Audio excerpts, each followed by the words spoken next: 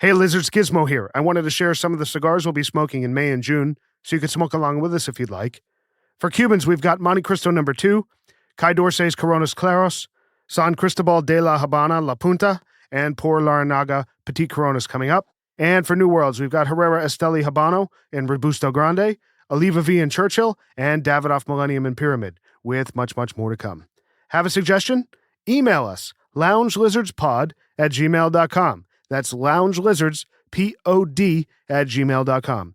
And now, let's get into the episode. Welcome to the Lounge Lizards podcast. It's so good to have you here. It's a leisure and lifestyle podcast founded on our love of premium cigars, as well as whiskey, travel, food, work, and whatever else we feel like getting into. My name is Gizmo, and tonight I'm joined by Pooba, Senator Pagoda, Grinder, and Bam Bam.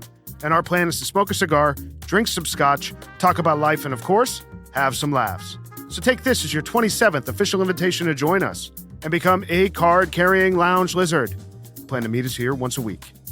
We're going to smoke a New World cigar tonight, share our thoughts on it, and give you our formal lizard rating. We chat about the legacy of Winston Churchill, Davidoff's history of innovation, and we debate the hype surrounding regional and limited edition cigars, all among a variety of other things for the next hour. So sit back, get your favorite drink, light up a cigar, and enjoy as we pair 15-year aged Glenfiddich Scotch with Davidoff Late Hour in Churchill.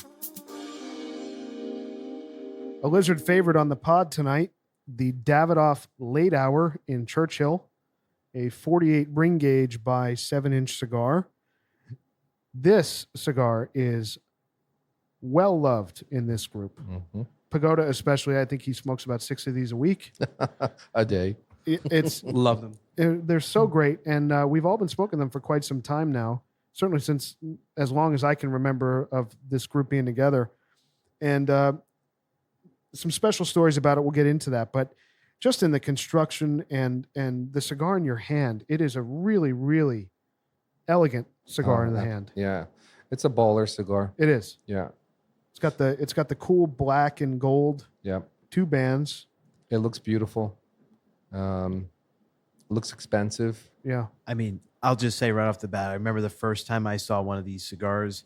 I think it's the sexiest Churchill ever made. Yeah. Absolutely. I would literally go that far. From the beautiful design of just the bands that are on this to the dark, perfectly constructed wrapper. I just love looking at this cigar. Yeah, the Davidoff quality comes through on this particular stick, right? Absolutely. It's hard to deny. Yeah. It's power. Yeah. It's really powerful. I'd rather be in a blue pinstripe that's at the Grand Havana room smoking this than in jeans. But because it makes you feel that way. Yeah. I mean, it really is sophisticated and like you feel when you light up a Sir Winston. Yeah. When you put a really good Churchill in your hand, and I think the Sir Winston and this Churchill here are my 2 favorite. Oof. Absolutely. Yeah, Churchills. And you know what? To what you said about the Sir Winston, just like that cigar from H. Upman in Cuba, this cigar is also in honor of Winston Churchill, to the point that they have a silhouette of Churchill on the band, right above the Davidoff logo. Cigar in mouth and all. Yes, sir. Absolutely. In all of his brilliance and power. And what's cool about this is this cigar is in collaboration with the with the Churchill estate. Oh. So his family has actually not only approved the use of his likeness, but also has been involved in its development over the years. So I did not know that. I didn't know that either. Yeah, it's a pretty cool story. His, I guess his great grandson or something is kind of the executor or the head of his trust, and his in charge of his likeness. And they've collaborated alongside Davidoff to put these cigars out. Well, clearly he's a lizard. Yeah, absolutely. Is it the Spencers? I think it's, or the?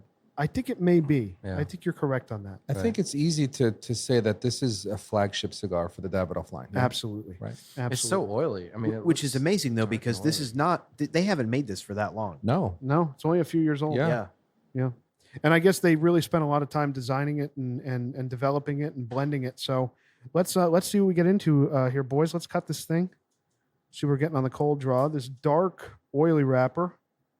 Really well constructed. I've never had an issue with a late hour. No, it tastes like a Davidoff when you on the cold draw. It has that distinct flavor. And honestly, other than the Millennium Toro, I've never had an issue with any Davidoff, other than that cigar. For me personally, I agree. Yeah. Yeah, this is an exquisite cigar.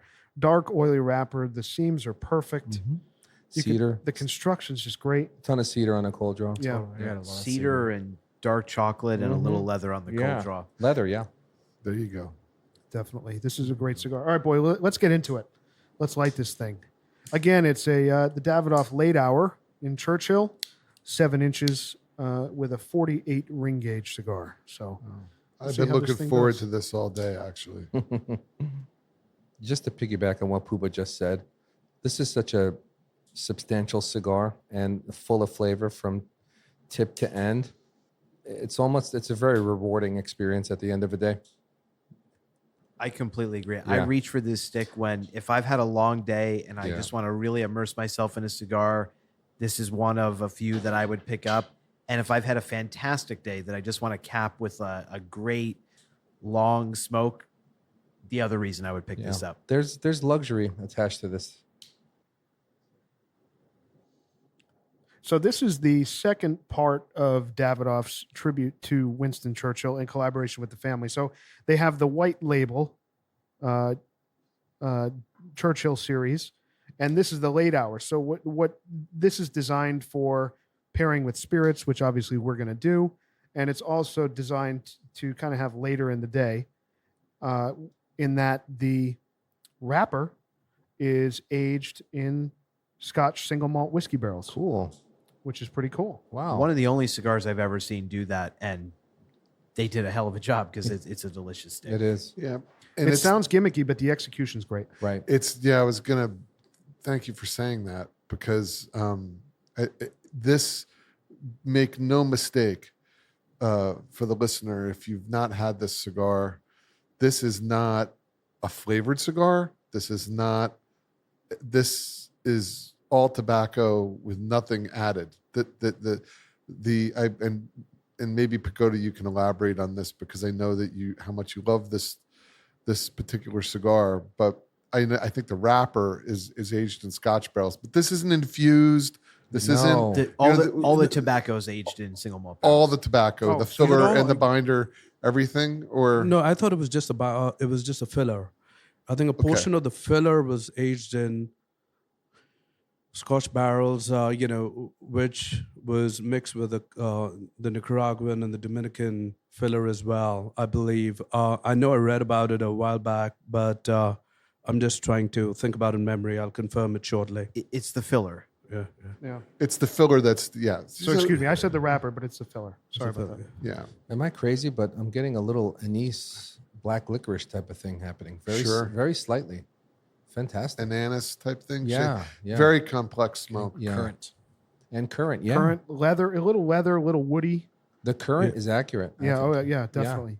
No, did any of you guys get a bit of sweetness and chocolate in the beginning when you light it up? I did dark chocolate right on the light. Yep. It is, it's really interesting because I've had a few friends smoke, even the Toro and this. And so I think in the cold draw, you get a little bit of the saltiness, the woodiness, a little bit of leather, but you don't get a lot of sweetness. But as soon as you light it up, it's like, gives you a sudden burst of like sweetness and chocolate. And I'll tell you, it just starts. What's complex? It just makes me smile. Yeah, it's complex because I get the cocoa and that chocolate on the finish for me. Initially, I get a little bit of that black licorice, that anise type of a note. It's really something special. In the beginning, if you blow it out your nose a little bit, which you can do at this point of the cigar, you'll get that, just what you're talking about. I have a question for all of you. So you've all smoked cigars a lot longer than I have. How long into your smoking career, quote unquote, did you pick this cigar up? 2000. Was it early? Was it early in your cigar smoking? Middle, late? Keep in mind, this hasn't been around that long. So that's true. That you're limits right. this No, answer. that's true. Yeah. Maybe it's a move. No, I think at our old lounge, this was one of the cigars that we would pick up on allocation because why not? So not immediately. So you'll remember this. So I'm going. This is exactly where I'm going. For me, I was always a bit intimidated by this cigar, a little bit. You remember why you picked this up?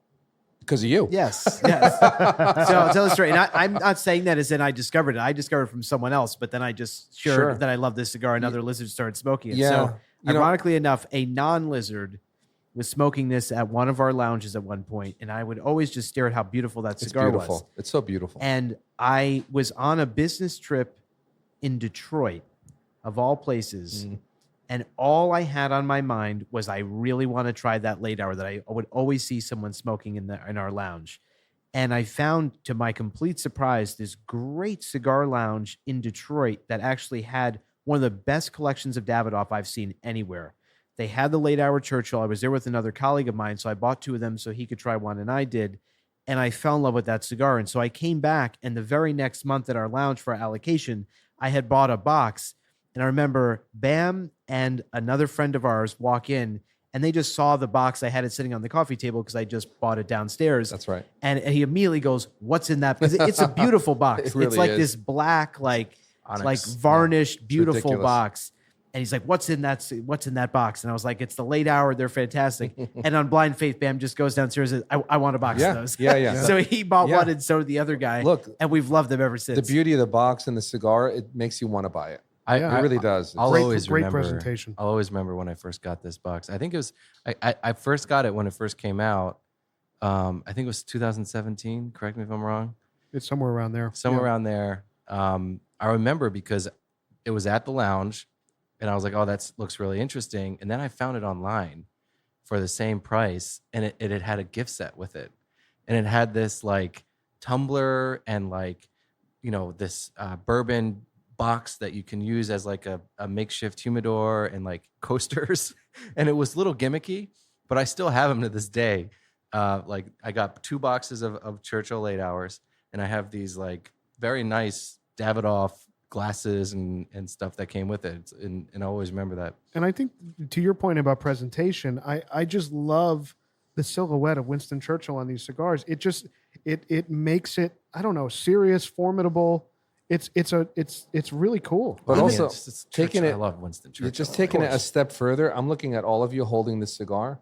It looks really sexy. I mean, it just looks very sophisticated and elegant. Honestly, it holds great in your hand. It's even amazing. the colors, the black and gold on the band, it's one of the most beautiful bands and cigars I've seen. And for a Churchill, by the way, for only to be, somewhere between $20 and $24, I think that's a fair price for the experience that the cigar gives. I like sorry, Senator. I was going to say I like smoking this with others more than I do independently, because for me, the aroma from others smoking this is actually better than the taste I get. And the taste is phenomenal, but the aroma of this cigar and being around others who are smoking it, it just kind of, I don't know, it fills the room. It's so overpowering, and it's wonderful. Yeah. Can we give the formal lizard rating? It's a 10. It's a 10. It's a 10. Let me tell you. What were we gonna say, Puba? Well, it's when you light it and you hold it, it gives me the similar. First of all, if I'm smoking a Sir Winston by Upman, one of my favorite cigars, I think we can all agree if we're gonna smoke a Churchill, if you're gonna smoke a Churchill, that's the hell of a Churchill to smoke. And I feel like this cigar, the Sir Winston, when you smoke it, I always kind of like, I'm a big Winston Churchill fan. And, you could argue that he actually like saved Western civilization. I mean, in the early part of World War II, he was really instrumental in shoring us up in Europe. I mean, he really had the balls to do it, and really led Europe out of that. And he was just such a complicated man. Not the way he grew up, just everything about him. He would have Paul Roger at lunch, and his demeanor. He had a stutter. He had a speech impediment, which he overcame. He was an aristocrat, and he had this respect for the aristocracy, in a way that was good, not in a way that was kind of pompous and arrogant, because he was for the what you would call the common man, but he had respect for the hierarchy within the aristocracy as he navigated through it, because his father was an aristocrat and he had a very rough childhood. And his mother was an American. And his mother was an American, and that presented its own problems for him. He had a tough time without going into his whole life, because there are volumes of written on him. But it's really the way he, the signature, when you see it in his mouth and the hat, and it's his special. It's just he really saved the world.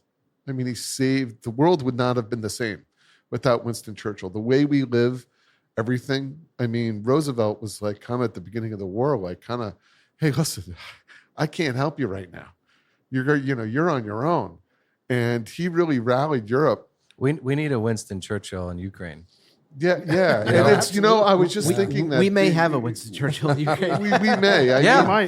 Somebody Ukraine, needs to stand up. And, he really did. He stood up and he used his voice, and he used language in a way that was so unique. He spoke in stanza. When he delivered his speech, he was his speeches, he was very meticulous in terms of how he delivered. I don't have it verbatim, but he would say, we will beat them in the landing grounds, in the air, in the sea. But all of it was done. It was rhythmic on purpose. Yeah. He spoke in stanzas because he knew the power. He was very deliberate, I would say, in his language, and having been such an accomplished person, such a learned person at such a young age. By the time of 20, he was 24. He was more accomplished than 99.9999% of everyone who ever lived in the world. And he had that kind of education that was somewhat erudite and that upbringing, but he didn't convey that when he spoke to the people. He spoke very deliberately, very simple words. You contrast that with someone like Boris Johnson, who's a bumbling idiot and uses these complex words that people don't understand. And, the contrast is tremendous, right? I mean, not to, slam Boris Johnson, because I think he's awesome. I think he's hilarious. He's also a little bit of an idiot, but, it's the contrast is in leadership is very unique. Well, it's hard to compare Winston Churchill to anyone ever, right? Anyone ever. And I'll say this for any of the listeners out there who may have a pedestrian understanding of Winston Churchill, as I did a few years ago.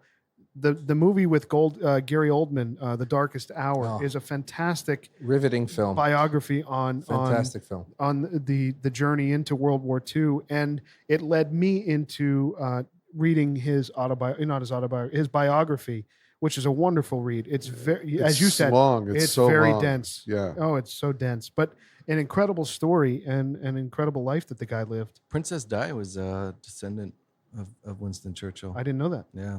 Wow. Diana Spencer Churchill is her. Wow. Yeah. There you go.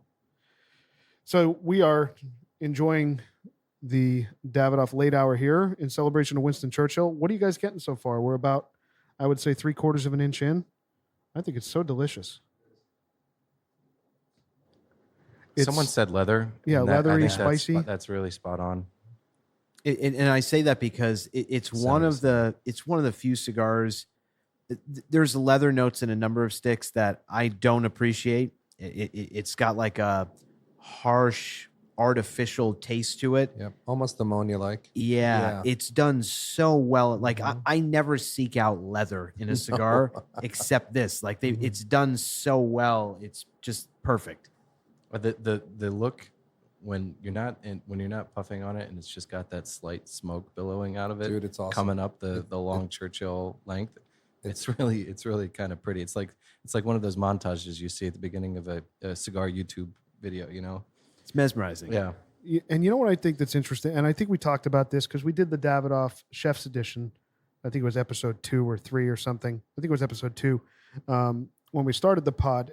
What's interesting about a Churchill is when you pull this out of your travel case or your humidor or whatever it may be, you're really committing to an extended period of time, sit. It's a sit down. It's a sit down with the cigar. No and I doubt. think that it demands something of you. Yeah. Yeah, I mean, I think Churchill's as a Vitola were made for lizards.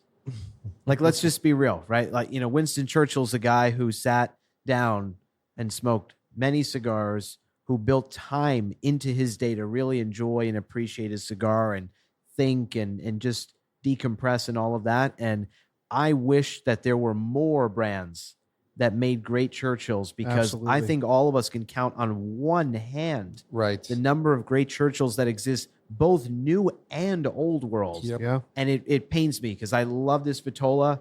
I wish there were a lot more. Yeah. There's a sophistication to this particular Vitola. And I think the execution here, like we've talked about with Davidoff and what they've done in this specific line, in this specific Vitola, is unmatched almost anywhere that I've had in this size. Because I don't reach for a cigar of this size unless I really know what I'm getting. Well,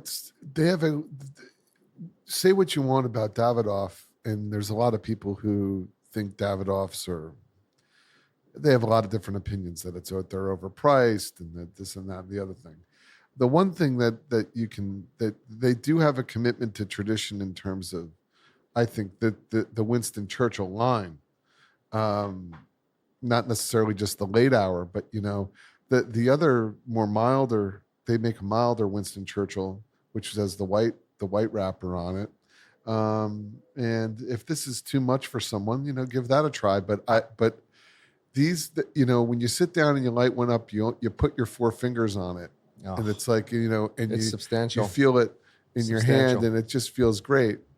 I mean, I really enjoy the white label, actually, and it is very mild, but it's not a typical Davidoff mild. A lot of the Davidoff cigars, the mild cigars, they have a very unique Davidoff taste that they carry through all their their different cigars to some degree. That one is different. It stands apart, and as it should. How much? We should how much compare are these? the white label. They're between 20 and 24. So, 20, I think in New Jersey, let's say, or where you're paying tax, you're going to be Yeah. closer to 24. Okay. So they come in boxes of 20. So you're looking somewhere between the 430 to 480 range, depending on where you're buying. I I don't. think I paid $27 For me, Yeah. for me personally, that's not expensive for what you're getting in this Vitola. Really. Yeah, the way I would rationalize this, so I've never paid more than $25 for a late hour, and I think it's one of the best values, ironically, within the Davidoff line. And how I've even rationalized this, I've had some friends who don't smoke as often as we do who have said, "Oh, well, I don't know that I'm going to spend $25 on this late hour." And I've given them one to try, and they say it's great, but it's just not in their wheelhouse to spend $25 on a stick. That's not normally what they do. How I always rationalize is it's 2 cigars. Yeah. The value. Yeah. So when you do the math, you're talking 12 something a stick. It's Right. 2 cigars. You can spend $17 on a very good Robusto, or $25 on a Churchill and get double the smoke out of it. shit, Yep. I think the Millennium in Petite Corona is like $16. Yeah, it's Yeah. it's outrageously That's a good expensive. point. Yeah. That's a really good point. Yeah. So I mean, that's a tiny cigar. Yeah. Yeah. For whatever reason, these are priced cheaper, and it's top of the line. Absolutely. Why do you think I like it?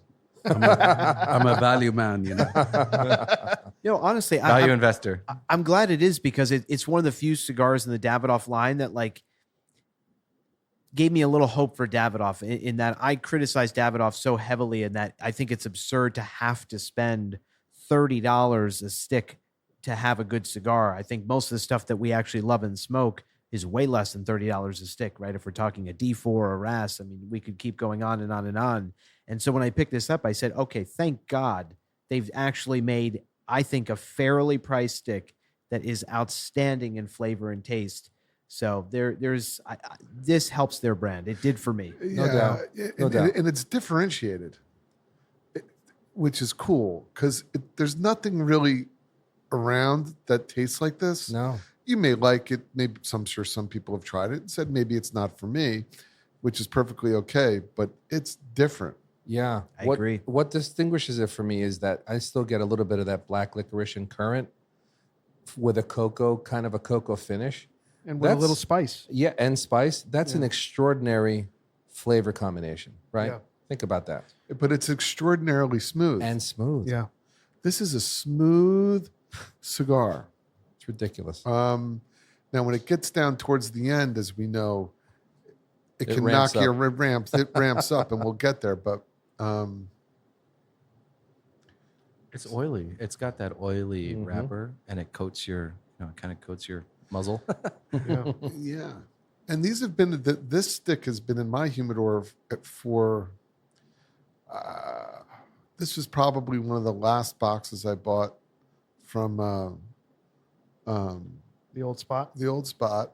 So I don't know how long It's ago been a that while. was, but Yeah, it's that's over a year. It's been probably. over a year. Yeah. It'd be interesting to see what they taste like right out of a box and then kept in your humidor for a year. What's or so. funny about you saying that is Senator actually had the reason why we actually kind of threw this into the rotation, aside from it being Pagoda's absolute favorite cigar, Yeah. is Senator had a revelation recently about it. Let's talk. So I obviously, this has always been part of my regular rotation. I love this cigar. But what's funny is when I was smoking so many of them, I was going through them before. I was going through every box before they had a chance to age at all, any extra in my humidor.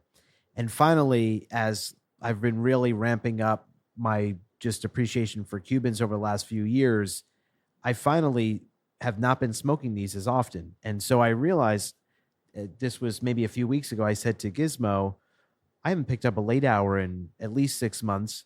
And that box that I have that I'll pull this out of is sat in my humidor for well over a year, which I've never been able to say before. And I picked one up, not expecting it to smoke any differently. And it was a very different experience in a great way.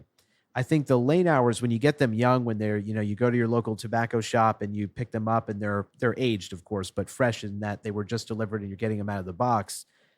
They have all the flavors that they do with some extra age, but there are some rough edges in the sense that, it's not a cigar for the faint of heart. Like it's got a lot of flavor. It lets you know it's there. You're never going to forget this cigar once you first smoke that and light that up. As it sits a little bit, I couldn't believe I got not one rough edge all the way through. It had actually developed a little sweeter a flavor profile where when it's younger, that like leather and like dark chocolate flavor that dominates develops into like a semi-sweet chocolate leather that's just faint in the background but not so dominant. And I used to think of this as a cigar that I would only slot in when I'm looking for powerful smoke or after a heavy meal. And with a little extra age, I could slot this in almost anywhere. It's funny you're saying that. The last time I had this was, let's say at least a year ago. I didn't enjoy it. Really? I really didn't like it. I got halfway through and I got a ton of ammonia. I put it down. This is a totally different experience. So I think what Senator is saying it may make some sense. You buy them and let them sit for a few months. Yeah. I'll say though, even young, if they're stored at the right humidity, I think humidity plays- that So was that's the problem with what probably you're the problem describing. with the cigar that I had. I think Yeah. humidity. Yeah. I think these Of course. too humid. I think you're Of gonna course. you're gonna get blasted a little bit. Yeah, because I have a lot of these. I've never had any ammonia. me at neither. all. I've never experienced that. But This is fantastic. I've experienced like maybe in the last third, some harshness in the past where you're like, oof, this thing's really kind of kicking me around. It's pepperish, yeah. But yeah, peppery, but I mean this is Davidoff. Like when you hold the cigars up, I mean, it's just they burn so razor sharp. Wonderful That ash. you have to have respect for the construction and build of a cigar like this. Respect And, the ash. and you gotta, I mean, look, you have It's to incredible. respect it. Yeah. It's just, they're so well made. Now, the only thing I will say, we intentionally chose this late hour in Churchill, having had all the Vitolas. It comes in a Toro, the Churchill, and the Robusto. I think we all also like the Robusto. I think it's a very good cigar. I think that almost all of us, if not all of us, think that this is at its best in the Churchill format. But I will warn, the Toro, I think, does not do justice to this cigar in the way that the other two Vitolas do. Yeah, I kind of agree. And going back to the Millennium discussion that we've had over and over, the Toro in that guy as well. Awful. Yeah, the It's- Toro it's- ruins that Millennium. It's almost unsmokable. I must say that my first introduction to the Churchill in the late hour was because of Senator. I remember being in the lounge. I think I might have been smoking the Toro. You were. Because Toro is one of my favorite sizes, and you did recommend the Churchill. And since then, I typically smoke only Churchills. In fact, that's what I typically buy. But I still have enough Toros because I ended up buying a lot of these, which now have been in my humidor for a long time, around a year, that I'm still getting, I'm smoking them slowly. And in fact, last week at the lounge when I was smoking the Toro, I remember you mentioning that you're glad that Giz is not there because Giz absolutely hates the Toro, I think. I did not enjoy the Toro. I did not enjoy it. And actually, Grinder gave me the Toro when we were discussing this. Do you remember that at the old clubhouse? And because I was smoking the Churchill, he gave me a Toro. I didn't hate it. I didn't love it. Let's put it that way. But it is a far inferior experience, I think, to both the Churchill and the Robusto. So I have a box of Toros. I have a Toro in my little travel humidor right here, and I like it. I'm curious why. I would say the Robusto is phenomenal. I do like the Toro. I'm curious why you guys think it's inferior. So I'll give my perspective, and my perspective on the late hour Toro is identical to how I would describe the problems I have with the Millennium Toro. For some reason, when Davidoff makes those Toros, and both of those, the late hour and the Millennium, the flavors are completely muddled to the point that I'm not getting as much flavor as I'm used to getting out of the smaller format with a smaller ring gauge of this, and B, I'm getting a rougher experience with that cigar than I do their smaller ring gauge, whether it's the Robusto or the Churchill. So that's my issue. And then the last thing I'll say is from a construction standpoint, I'm not sure why this is. I mean, there are plenty of Toros that I think are well constructed and that burn well, but on the Millennium Toro and the late hour Toro, I have real, like how Puba held up his cigar and you saw that beautiful razor sharp burn and the perfect ash. I never experienced that on the Toro in either the Millennium or late hour. The construction, for some reason, it burns very unevenly. It's funny because the ash on the Millennium Toro is dark and it's not as crisp as it is on the Pyramid. Because on the Pyramid, it's beautiful, bright white, like this guy here that we're holding. Yep. There's something different about it. The draw is different. You said the flavors are muddled, no doubt about it. And also, I think the wrapper's toothier. To be fair, so I enjoy the Toro. In fact, last week when I was having the Toro, now mind you that these have been in my humidor for about a year. It was excellent. I really enjoyed it. In fact, I did mention it to you that I'm really enjoying the Toro. It's not like, because I remember having Toros in the beginning last year, which I was buying directly from the store and having them. And I could see that, it was slightly different. I don't know whether it was that much different, but when I held a Churchill, I just enjoyed it so much more. I remember that feeling and that experience. And definitely, I think in the beginning of last year, I felt a lot of that. But since then, now that I've had the Toro, which was aged, I don't know whether it's fair to say by default for a year, because, I haven't been buying a lot of these and I haven't been smoking as many of the Toros. It was really good. I really enjoyed it last week. That certainly makes me interested on going off of your opinion on how they're smoking now.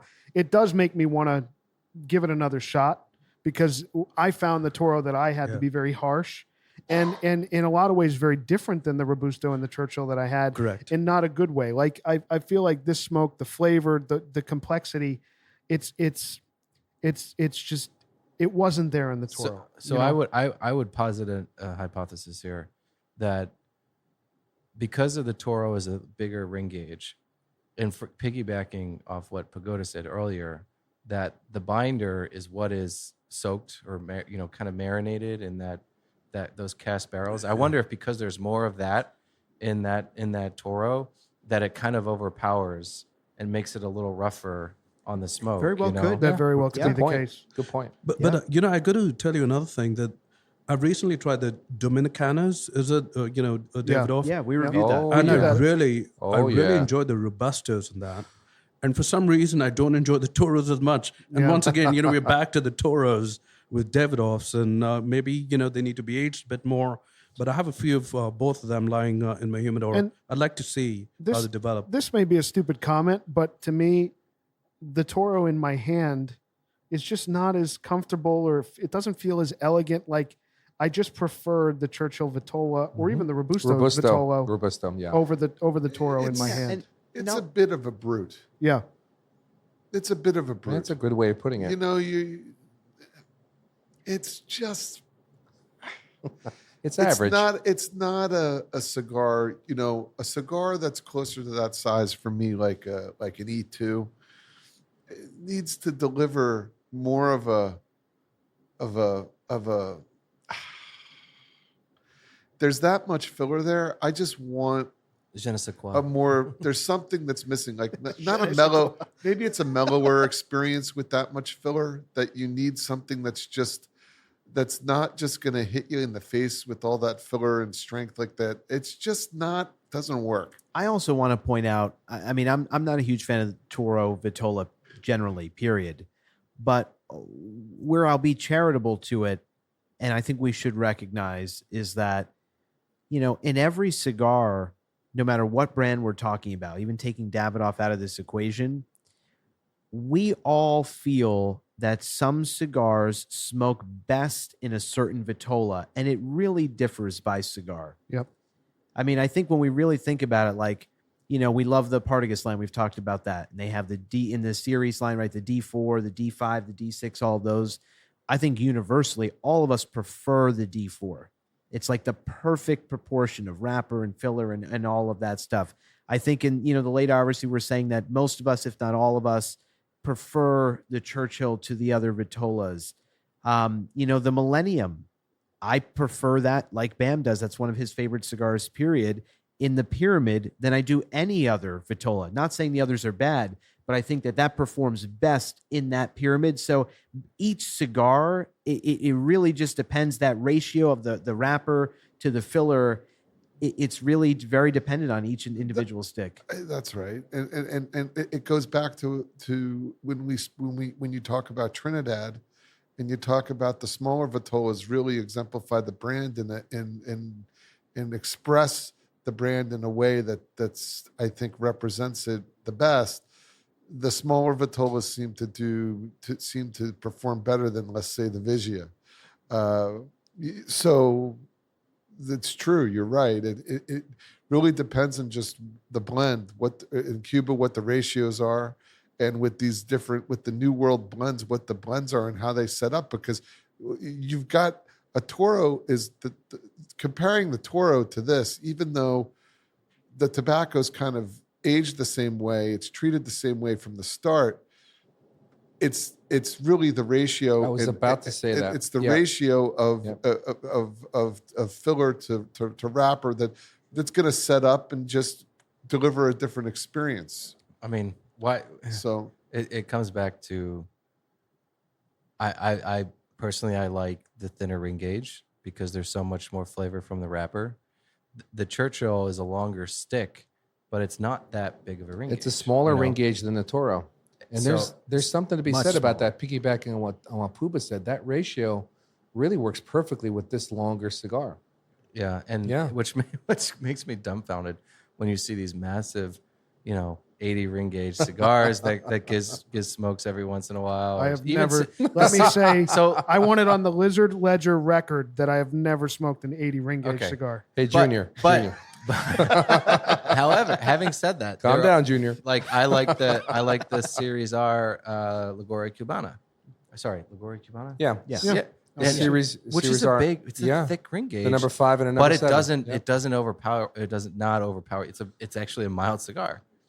No, but this is interesting, right? Because in this particular cigar, the wrapper is Ecuadorian, the binder is Mexican, and the fillers are Dominican and Nicaraguan, and obviously to add to the complexity, the binder, some of it is aged in Scotch barrels, which in itself is an interesting combination, trying to construct the cigar. And so, coming back to the ratios, I think considering that the tobaccos are coming from so many different regions to form this one particular cigar, the ratios could matter a lot, and that could explain at least some of the experiences with the different ring gauges. And it provides a full flavored experience. Just piggybacking on what Pagoda just said, which actually I have to say the Glenfiddich 15 that we're drinking. I was just going to go there. To me, it's a full-bodied Scotch. You need a full-bodied spirit to go with this full-bodied cigar. It works great.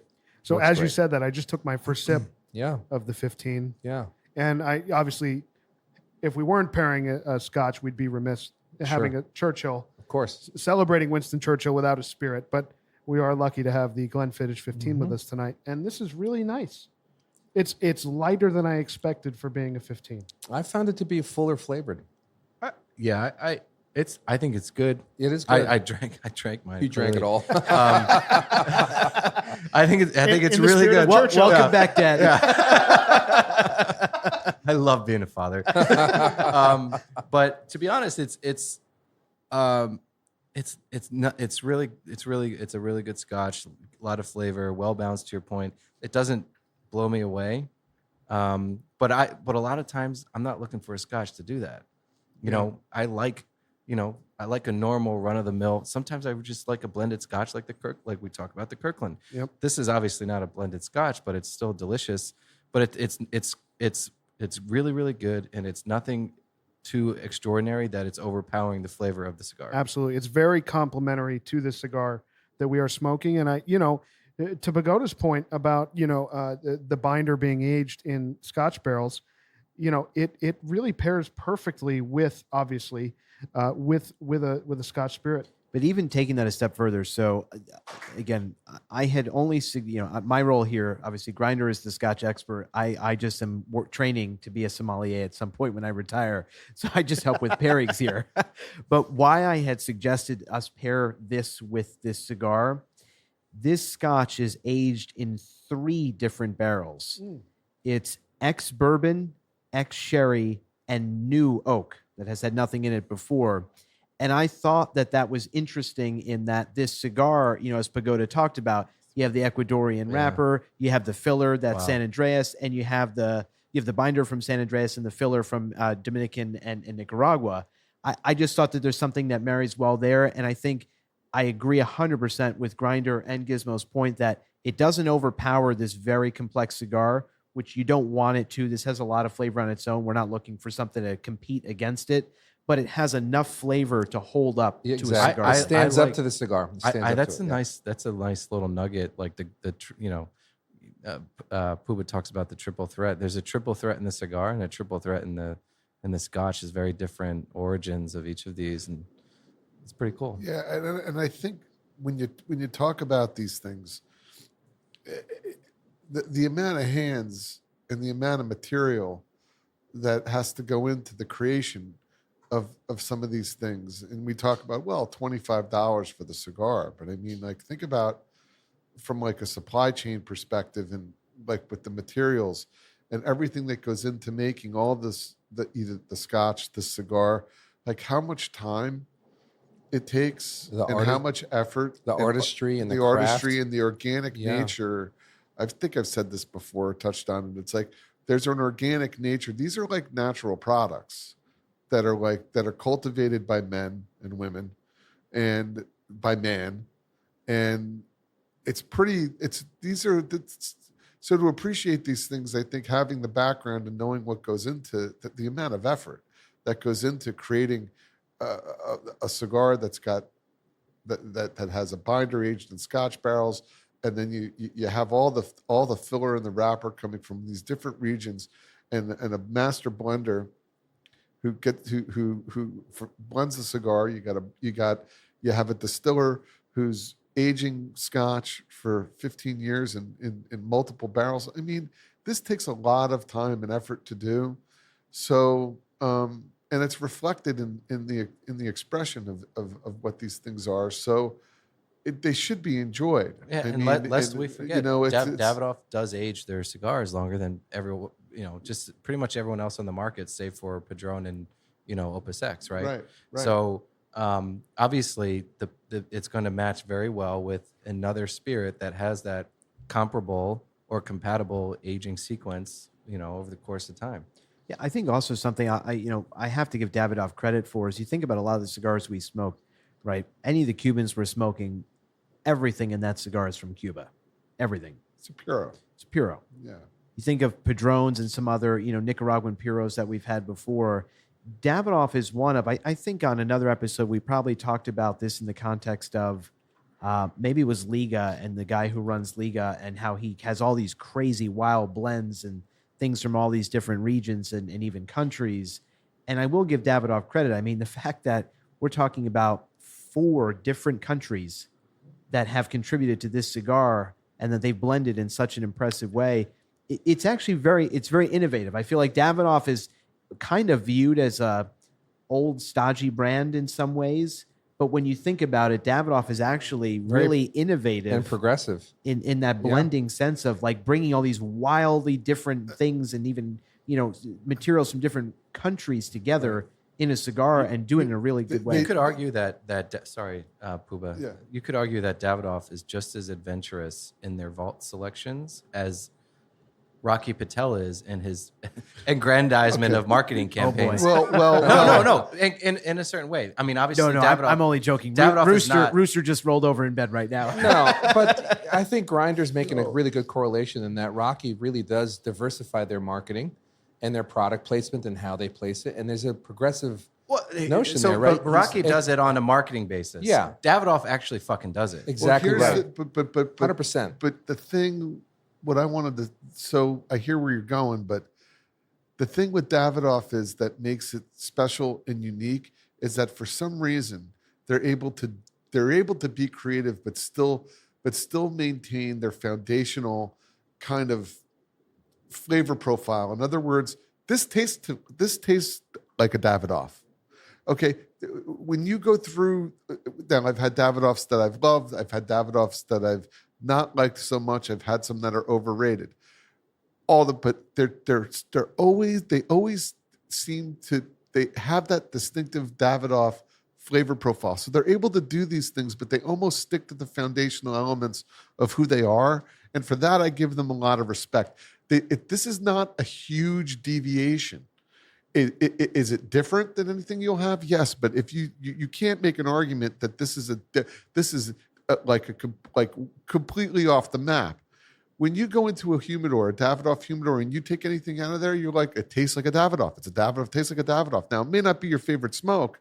It may be overpriced, but they stick to their guns to a certain degree in terms of like what they make. And for that to be creative and to go out and they do trying to stretch to all the things you guys talked about, they only go so far.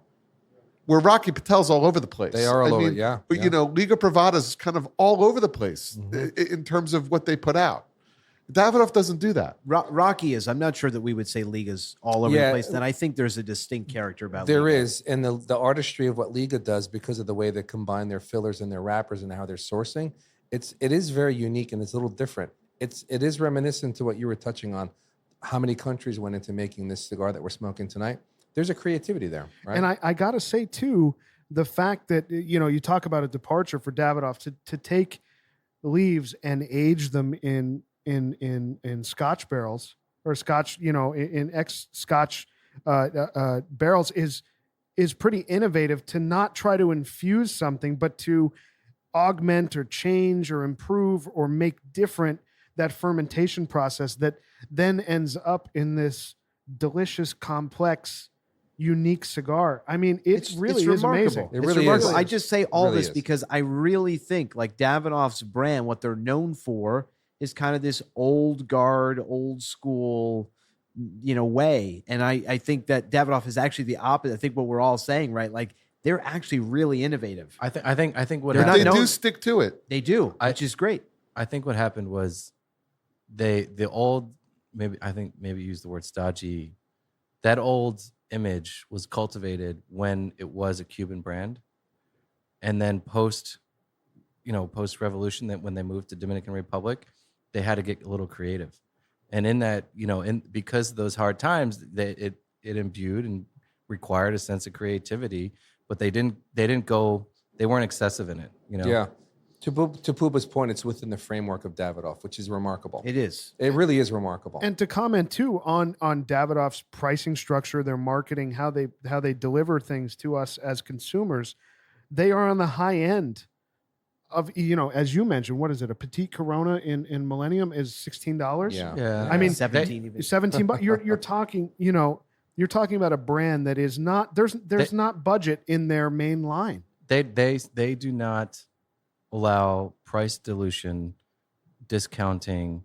They're very, very strict about managing that pricing in the marketplace because it affects their brand image, and also because they believe there's value in that, and they're not going through distributors that are discounting their products heavily.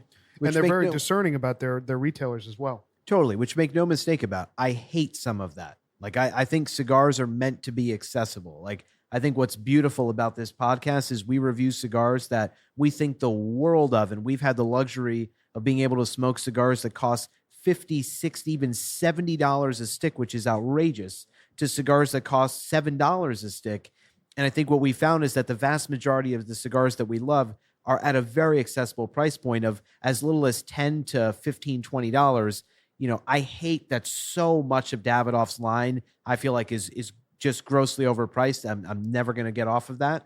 But this cigar, I think, is a wonderful thing for their brand. And then I think for $25 maximum, you can even find this for $20 for a Churchill that's basically 2 sticks. It's worth every dollar. Exactly. And I think that is within, reach for most cigar smokers that we hope will enjoy a cigar. Yeah, like this. absolutely. And then they come out with like cigars like the Chef this year, which was just, I mean, it was universal. I don't Off the charts. I don't care who you are. That cigar was, I think, well received by most cigar smokers. I mean, what a great cigar! It was like the best release. They rated that at a 9.4. It was very high. Yeah, it was very high. Absolutely. The original Chef's edition. So I've tried the first, the second. I haven't tried the third yet. Gizmo has given me one. I just haven't smoked it yet, and I wasn't here for that particular pod. The original Chef's was so phenomenal. Like literally knocked your socks off. Really fantastic.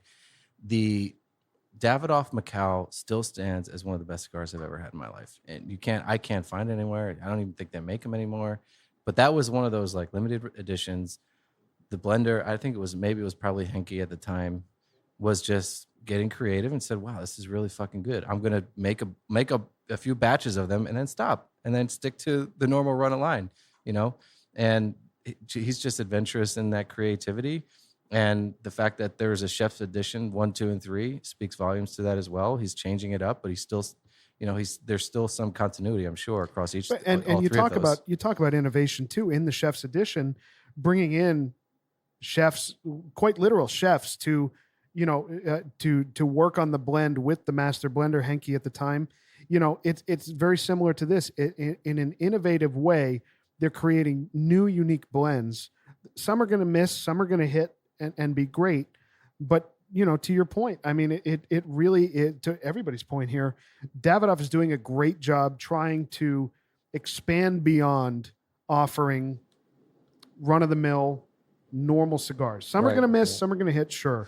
This is a big hit, though. This is a hit. Yeah. This is because this is now this is a regular production cigar for Davidoff, and it's a recent, entry, and this in the millennial, pyramid, millennial pyramid, yeah. Robusto's good too. If we had a camera in the room, Pagoda and I just looked at each other and shaking our hands. I have to admit that I stepped away from this cigar. I just didn't want it anymore. I really didn't. This is a revelation for me. It really is. Kind of goes back to what you said earlier, Senator, where you let these sit for a while and you revisit it again. They're amazing. It's kind of a game changer late in the game. I was kind of heartbroken today to learn that one of my favorite cigars, Davidoff cigars, Davidoff 702, they don't make it anymore. They stopped production of the 702. Really? Wow. You love that know cigar. I do. Yeah. Wow. I like that cigar. Can't find them anywhere. Sold out, and they're not making them. Wow. Well, hopefully they bring it back at some point. Yeah. And Rooster loves the Grand Cru. Yep. Yeah. And the Dominicana. He was the reason that we did the Dominicana. That was a I great think cigar. we all love that cigar. Yeah, that's a good cigar. And Absolutely. by the way, the Nicaragua box press cigar is a good cigar. Yeah. Oh, it's great. I kind of good like what cigar. all of you have said tonight as far as from the point of view of the listener, cigars should be accessible. They level the playing field depending on the room that you're in. I don't care who you are. Every walk of life can enjoy a cigar. And we're all the same. We're just men in a room and women enjoying a cigar together. You know, we've reviewed cigars here that were $7 that knocked our fucking socks off, and we're smoking a $25 cigar. Really just as impressive. And on that point, I mean, that's where we're heaping a ton of praise on Davidoff, which is deserved, especially on the innovation front. Like I truly bring up this dichotomy. But I'm willing to shit on them too. Yeah, well, that's I will just shit say, all over them too. I just say the reason I'm caveating and I'm tempering it just a little bit is, you know, I don't want any listener to hear this and think, because we're praising all these innovative blends from Davidoff, that they're all great, that they should go out and try everything. No. And I say that because where I think Davidoff falls short is these ridiculously priced, when they come out with the year of the ox, the year of the rat, the year tiger. of this, the tiger. Yeah. I spent $56 on that year of the tiger to try this year, just because I'm a sucker for trying, like, you know, a new cigar that's only going to be around for a little bit. I just wanted to see what it was all about. It was a good cigar. It wasn't a great cigar. It was at best worth half of what I paid for it. Right. It's absurd to charge that. The same with the year of the ox. It's so interesting So because you just have to be careful. For me, the rule of thumb with Davidoff, anything over $30 a stick, like, I have no interest in, because I know the odds are not in my favor for that to be a good cigar. The exception to that rule is whenever they come out with a chef's edition, buy that cigar. It doesn't matter what it costs. I find it agree. interesting that you all have the argument for, let's talk about Cubans for a while, right? Regionals and the special cigars that come out. And we're all espounding to the fact that the standard production Cubans are incredible. Going back to the New Worlds, we're holding a standard production elite cigar. Great point. It's an elite cigar.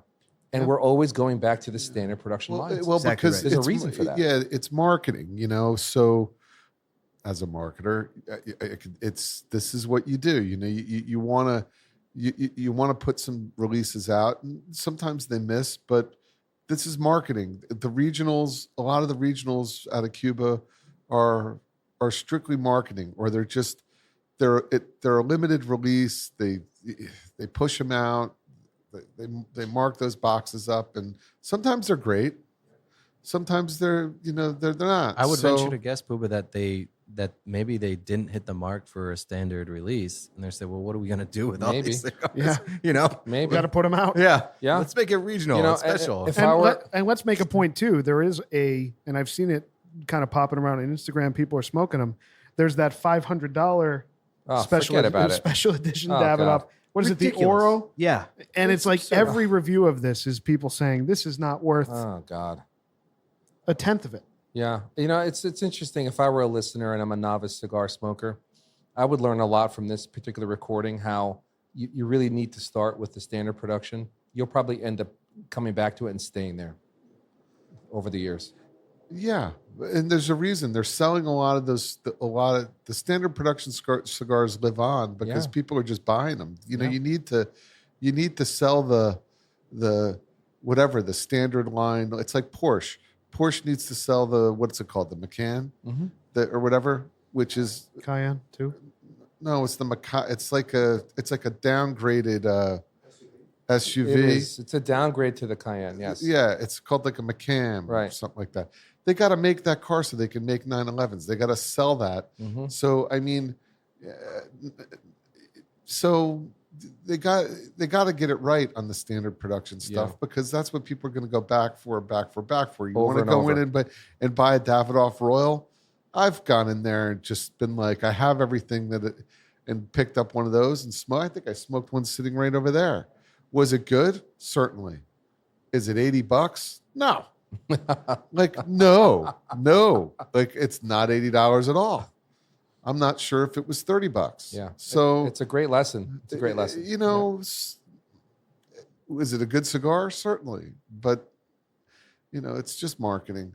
And that's the part of Davidoff where they draw people in who just want to sit and they want to smoke a fancy cigar and look cool.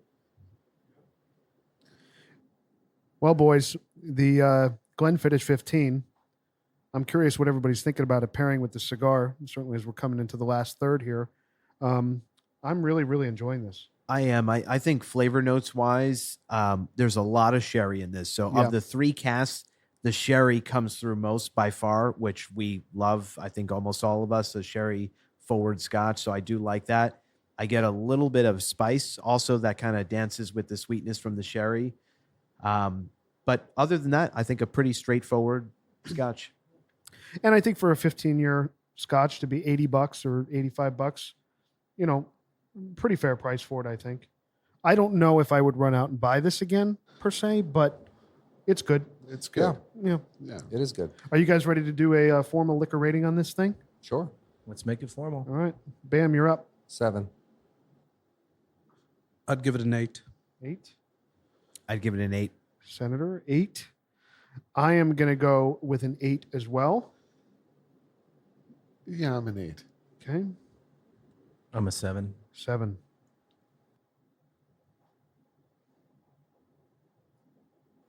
Composite score a 7.7. Okay. I think very fair for it. Fair. I agree. Yeah. I think I enjoyed it when I first sipped it because I was really enjoying the pairing with the cigar. But yeah. I think as I kind of got into it, I was wanting a little more. I still like it. Yeah, it's fine. It's a likable cigar. Sorry. It's a likable Scotch. Yeah, Yeah. absolutely. Yeah, I think the thing that dinged it for me, I mean, I gave it an 8 because there's nothing offensive about this Scotch. Like, there's nothing I actively said, like, oh, I really don't like that about it. It's just, it doesn't gravitate in to earn a higher score, in that there just wasn't enough complexity to it. That's really what it was lacking for me. And at 15 years, you would have hoped by then that there would have been some more complexity about it, but nothing I actively disliked at all about it. It just didn't have the body for me. Yeah. Correct. The viscosity was very, it wasn't like, Yeah, I would have expected it Viscous to be enough. a little Yeah. bit more viscous than it is. Honestly, I think a 7 is more accurate. 7 Yeah. would have been Score. more accurate. I kind of agree. But, it's tasty. It's going well with the cigar. Yes, it is. It's a simple drink. I would drink it. It's not one of the cigars I'd put away. Oh, sorry, scotches which I would put away. And it's around $80-85. So I can't mean, really like, complain. honestly, I think like an Oban would pair really nicely with Yeah. this cigar. Or even a Belvedere, like my Oh, favorite yeah. go-to. Or Macallan. Honestly, my yeah, favorite Macallan, pairing yeah. with this cigar is always Macallan. Macallan, Yeah. I have like such a vivid memory. It was a couple years ago. It was during the pandemic. This is why this is like really burned in my head, when everything was like actually shut down. Like our lounge in town was completely had to close forcibly, all of that. And I remember sitting out on my deck. It was cold. I got one of those heaters that Rooster had recommended from Gizmo and Rooster's favorite place, Costco. Costco, baby. And I was sitting out there and I was just dying for a cigar because I wasn't able to enjoy sticks as often as we normally did. It was cold, so we couldn't go to the lounge. And I said, I don't care how cold it is. I remember the Yankees were in the playoffs and I just wanted a late hour Churchill and a Macallan, and I was in heaven. Yeah. I can see that. And, to your point about it being cold, I find this to be a really, really nice smoke when it's cold out. I don't know why summer, I don't think about it as much or as fondly as I do when it's cold. I really like it when it's kind of got a little bite. I don't know why that is. I don't think you're crazy at all. I think the reason is just it's so full flavored. It's just so nice to have on like a cold, it's like when we're talking about Scotch, even when it's cold, you want a Scotch that has some body that is going to provide a little warmth. You're not looking for a light Scotch during the winter. So I agree. This full flavored stick, when it's cold fall, even in the spring, when it still gets a little chilly at night, it's great. 100% agree. And That's sitting a by great a fire observation. too, to me, like sitting by a fire, having this cigar, like Senator described. Where's the Talisker? Where is it? Where's the Lagavulin? I was looking over at the selection. I'm saying, where's the Oban? Give me a little something. Yeah. Because I think the hold up to the full flavored body of this, the pairing could have been something a little bit with a little bit more heft. Yeah. Macallan, has a more heft Yes, it does. than this did. One cool memory I have about this cigar in our old lounge. I was working late. It was almost the closing time. I came an hour before closing. I was alone, And I did light up one of these soon after you introduced me to it, Senator. You walked out with it? No. Smoking on the sidewalk, Bam Bam. We used to smoke on the sidewalk there. Yeah, we did that a couple times. We've done it a couple times at that fucking place. But I felt really special having this cigar alone. It was really a treat. You know, with the fire. Yeah. But also around a group, you know, everyone's pulling out their cigars and you pull out this Mac Daddy. It's a Mac Daddy cigar. Yeah. In a group. Yeah. I wonder how this would. I wonder how this would pair with like a good bourbon. I think it would pair well. Yeah. Okay, so I think I'm we'll doing hold that right now. So You're double fisting? Double fisting. What do you got in that thermos? It's really funny you said that because I actually wasn't going to go there because I didn't want to create any kind of controversy, but it does go well with the higher proof. No doubt. Spirit. I'm serious. What are you having? Tell us. Tell us what you're having. In your second cup. In the second cup. The backup. out of the thermos, it's Bullet. Bull. Oh, there you go. Excellent. That's got a Excellent. kick there. we should break into the makers and find a pair for that. Yeah. That's a good bourbon. It's like the upgrade level from the standard production Maker's Mark. Yeah. Very smooth. You know, makers, we spoke about this. Did we? We spoke about this recently. We mentioned it. Maybe it was in conversation and not on the pod. I can't remember. But we were discussing bourbon. And I'm not sure who brought it up. Somebody brought up makers. And I said, you know, I don't buy that as often as I should. And I like it. Oh, we were talking about this. Were we talking about this? Guilty. I love makers. Yes. Yeah. I will always love makers. I will tolerate no criticism of makers. It's just like one of those drinks that like you drank at a younger age that still satisfies. Yeah, it's a as staple. a proper adult. It's a staple. I agree. I mean, yeah. I love the wax. You know, I love everything about makers. And just like that woody, like it's the so most. good. Gizmo, unique grab that bourbon. bottle. Grab it. Grab the bottle. No? No, we need to pair. We're running out of shit to pair. Honestly, We can why do you think I'll we buy didn't? another bottle. That's fine. Yeah, let's do it. Put the maker, just taste the maker's mark with this thing. We'll do it live. Do it. Fuck it. We'll do it live. Let's try some maker's mark in the last. This is third. nice. Gizmo, someone do the honors. I'll do Okay. it. I'll do it. All right, Puba's gonna. Okay. Oh, Grinders Oh, okay. Garcon. Honestly, Garcon. Now this is which bottle is this? Makers. That's the That's the upgraded 46, bottle. not the regular one. it's a beautiful I'll bottle. backfill that. Grinder will hate me. I'm curious to try this, but I this is gonna sound strange. I actually like the regular makers more than the 46. Really? Why would you hate? There's no hate. We don't hate anything. I'm gonna need. But I'm you gotta, curious If you're gonna trying this. garçon, you gotta really full garçon. You gotta lay out all the. So, ladies and gentlemen, they're laying out. Oh the yeah, you cups. need ice for that. You definitely need ice. Yeah, for you that. need a couple cubes in this. less. Yeah. Just Grinder, light less, for me. please. Light for me. Light for me as well. Puba take the first one. Everyone else take the other. Hey! What are you talking about? Hey, wait, he resents the connotation. the implication. Implication. This is very exciting. It You is. see, it's an impromptu. There you go. Look at that.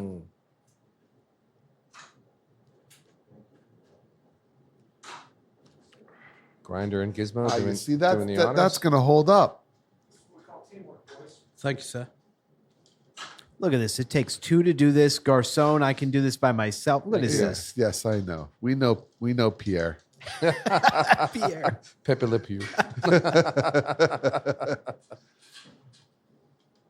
I think it'd be great to see him in a beret with a striped T-shirt. This maker smells delicious. Ah. Great on the nose. All right, so we're into Maker's 46. Let's try it. Cheers. Cheers, boys. Cheers. Salute. Maker's 46. See the alcohol content. That's really good. It's good. Yeah, it's really good. Oh, it's fantastic. One thing we haven't talked about is the combustion on this. The smoke output is very impressive. I think it's honestly, Very I think it's impressive. perfect in that it's not too much. No, I think it's just right. I agree. yeah, It's not like the room is not smoke filled agree. with six of us smoking. It's just right. I completely agree. Yeah, it's really perfect. Everything about this cigar is just right. I mean, we smoked a Colonialis on a prior pod that was filling up the room, and those were Coronas. That's true. Little smokes. Says a lot about that guy. So we're coming into the last third here, boys, on the Late Hour Churchill. I must say, and this has been a common experience every time I've smoked one of these. I'm enjoying it more as it comes down to the end, almost more than I did in the first or second third. Zero harshness. Yeah, None. it's wonderfully smooth delivery. Yes. It's I think really good. It leaves my palate to like a little bit of, there's a bit of sweetness which is just left in my palate, and I love it. And I There's feel like something about it. Just in the the last third chocolatey. here, I'm finding it's almost coating my mouth in a way that's a little different. It's almost like it's velvety in a way it wasn't in the first 2/3. I agree with that, and I think of this cigar like it's almost like a meal. Like it's so substantial in flavor and has a long finish that you taste after each puff. It like really lingers on your palate. Which when I'm looking for that really flavorful cigar that's going to satisfy me, if I can only have one, and I'm just going to pull a Churchill for a nice 2-hour like session, it's perfect. Yeah, really nice. Yeah, it is. It's and you can take your time with it. It's not going to tunnel on you. It's not going to. You could smoke it slow, and if you don't heat it up, and it's just going to smoke beautifully. I could see Puba in a boardroom, 3-piece suit with this thing in his hand. Absolutely. No doubt about it. Or Senator snapping his fingers. And the soldiers are snapping to attention. The one thing I will This say... is unacceptable. Unacceptable. I'm feeling a little projection from some of you of your own work styles, not mine. Grinder. I gotta say, I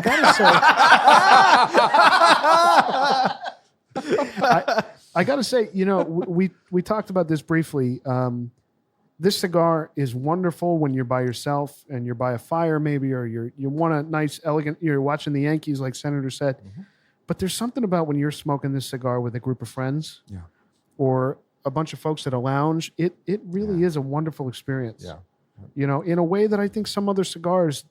This kind of is elevated above. Yeah. There's something about it. And it's the Churchill Vitola. Yeah. That's right. Like it's a cigar that when you walk in a cigar lounge and you light up a Churchill, you're not just there to quickly smoke a cigar and leave. No. Yeah, you're there to spend time. Yeah. You're there to chat with other people that are there. Like it's just all part of that experice that you're looking for when you pull a cigar like this. It's a special shape. Yeah, it's a lounge cigar. Yeah. Last night I smoked a Lucy, and when you pull that cigar out, even among us who all smoke that cigar, Giz says, "Ooh, baller! You're balling tonight." You're it's balling. like, but it's perfect because we were watching sports and we had a game on and it was the perfect cigar for the whole game. You were dressed up too. Let's not forget. Yes. You were dressed up. I was dressed He up. had a scarf. Is that right? He did have a scarf. Is that right? He had a scarf. Oh, Wow. man. Oh yeah. Oh yes, I do wear a scarf. Well done, Pierre. Yes. No. Pocket squares. Pepe Le Pew. All Puma was missing was the beret. Pepe Le Pew. Hickey Freeman. Yeah, I mean, when you pull out a substantial cigar like that, it really is. It grabs your attention. Yeah, absolutely. Yeah, and you're in the mood to do that. Like you pull out a double Corona or a Churchill. You're in that mood. You want to. You got nowhere to be.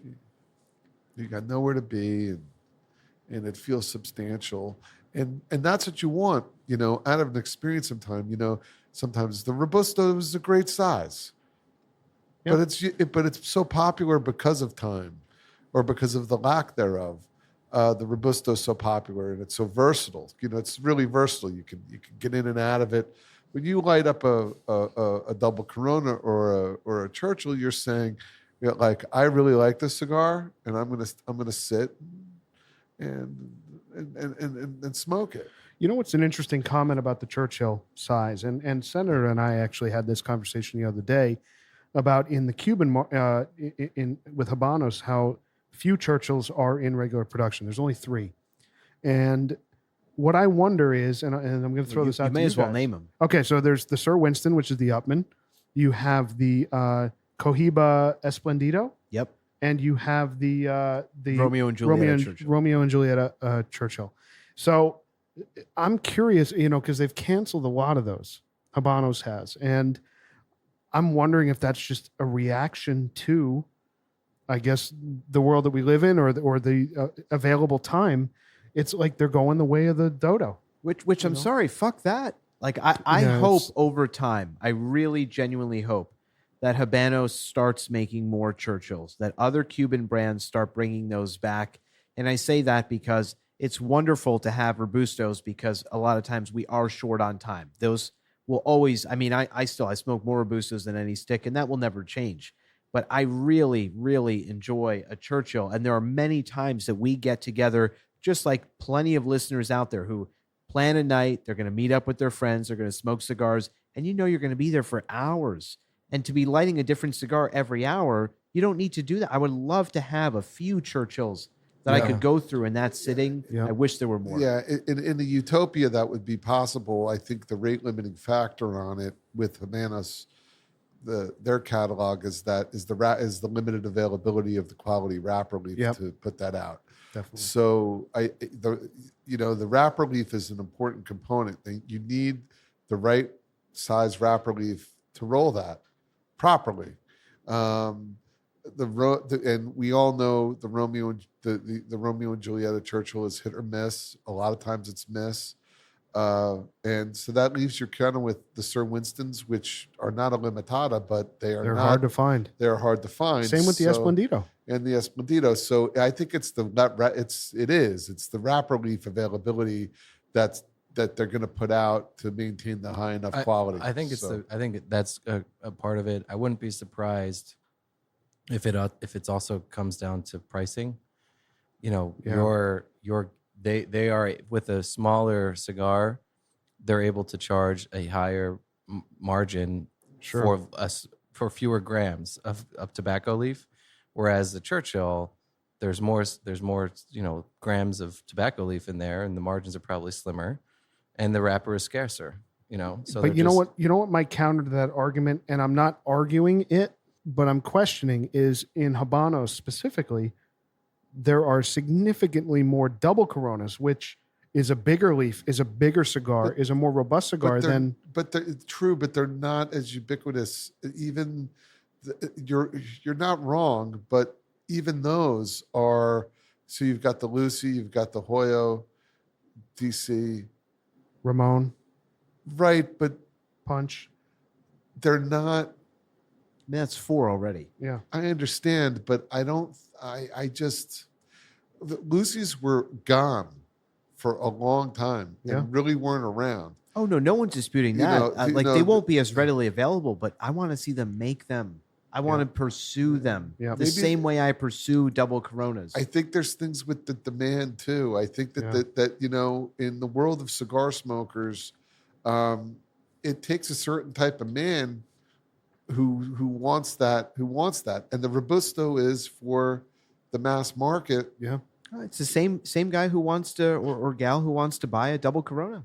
Yeah, same consumer. Yeah, but I think your point about time is the time thing. Listen, we're lucky that we're in a situation where we could smoke as many cigars as we do. We have as much time to do it as we do. A lot of folks aren't in that position, and it's a great argument. And what Grinder said about if they could sell twice as many Robustos or 3 times as many Robustos, they're certainly going to make more money on that. So I understand the economics of it and the time, but I just wish that there was more of a commitment to the Vitola. That, I guess that's my 100%. I'm sorry. Hard stop. That's my argument. At least to Gizmo's point, at least as much of a commitment to the Churchill as there is the double Corona. Absolutely. I think Absolutely. that's fair. Yeah, absolutely. Yeah, and maybe it comes down to demand. Yeah, there's well also made. a greater versatility with the Robusto. Of course. Yeah, and we love that. I don't think anyone can argue that. Every cigar maker has a Robusto. There's no question. But in one sitting, you can have 3 or 4 Robustos and enjoy the difference between each cigar in one night. Yeah. There's something to that. Yeah, and the filler too. I mean, you got to roll them right. You got to have the right. They're a little bit hard. Those longer, bigger cigars are a little bit harder to make, and all the components that go into it are just a little bit harder to source, because the long filler that goes inside too, I mean, that's no easy task either. You have to have the right leaf. Yeah. So, they're just going to be, I think, less. And I think that in combination with the popularity and the demand and just the general cigar smoking world, that some of these smaller smokes just, they're going to be more ubiquitous. But I'm with you. Yeah. I wish there were more Churchills. Well, And I'll say this, I'll call out to the listener right now. If you have a Churchill that you love that we haven't mentioned or haven't smoked, I would love to hear from you, because we love this Vitola. We'd love to smoke more quality New World Churchills. Obviously, we just went through the Habanos Churchills. We've all had them, and we'll review them at some point. But please, if you're smoking a great Churchill, please let us know. Email us, and we'll smoke it on the pod at some point. Such a great size. Yeah. All right, boys, we're coming to the end here of the Late Hour Churchill, a fantastic, elegant smoke. I'm curious what this rating is going to be. I can't predict it. Normally, I can predict it, but I have no idea what to expect. So, Grinder, you are up. What do you give it? I'm giving it a 9. 9. Excellent. Yeah, Puba. I'm the same. It's a 9 for me. It is a 9 for me as well. It's perfect. Perfect score. No disagreement. 9. Excellent. It's a 10. It's a 10. It's a 10. He stays on brand. No surprise. It's the connection. It's the experience. It's a familiar friend. So it's a 10. Excellent. I'm at a 9. Okay. Composite score a 9.2. Wow. Perfect score for the cigar. Wow. Perfect score. Yeah, great. Perfect. Yep. Very strong recommend. Hard and, recommend. and listen, as we talked about, for $20, $25, $27, whatever you get them for, absolutely worth the time. And, to go back to Davidoff's tagline, time beautifully filled, I think that they nailed it with the cigar. Yes. Absolutely. Absolutely. And if the Churchill's too much, try the Robusto. Yep. Mm-hmm. Get yourself a 5-pack. This cigar will deliver some of those same flavor notes in that Robusto size, I believe. Yes. That's pretty noteworthy. Absolutely. All right, boys, a great score for the Late Hour Churchill. A wonderful experience, wonderful cigar. And great. We'll see you next week. Keep smoking. Thanks so much for joining us tonight. Hope you enjoyed it. Don't forget to leave us a rating and subscribe on your favorite podcast platform. If you have any comments, questions, if you want to reach out, say hello, tell us what you're smoking, email us, loungelizardspod, P-O-D, that's loungelizardspod@gmail.com. You can also find us on Instagram @loungelizardspod. We really appreciate your time, and we'll see you next week.